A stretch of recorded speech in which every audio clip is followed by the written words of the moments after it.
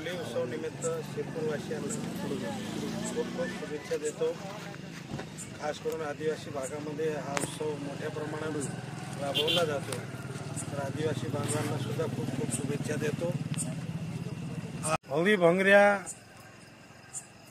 शुरू है અને હોળીનો ઉત્સવ શરૂ થઈ ગયેલો છે તે મેં પહેલા પ્રથમ આખા શિરપુરવાસીઓ કાજે હોળી નિમિત્ત શુભેચ્છા આપતલો અને શિરપુરવાસીઓ કાજે બી મેં શુભેચ્છા દેતલો।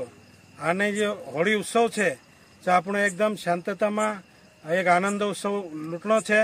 કાંઈ બી લડાઈ ઝઘડો નહીં કરવો જોઈએ, કારણ જે આનંદ ઉત્સવ છે તેના કાજે આનંદ ઉત્સવ મનાવવો જોઈએ અને તેનામાં લડાઈ ઝઘડો નહીં હેણો જોઈએ કરે શાંતતા રાખજો અસે મેં આખા શિરપુરવાસીઓ કાજે અને આદિવાસી ક્ષેત્ર કાજે વિનંતી કરતલો અને પુનશ્ચ મેં હોળી નિમિત્ત આખા કાજે શુભેચ્છા આપો। ધન્યવાદ।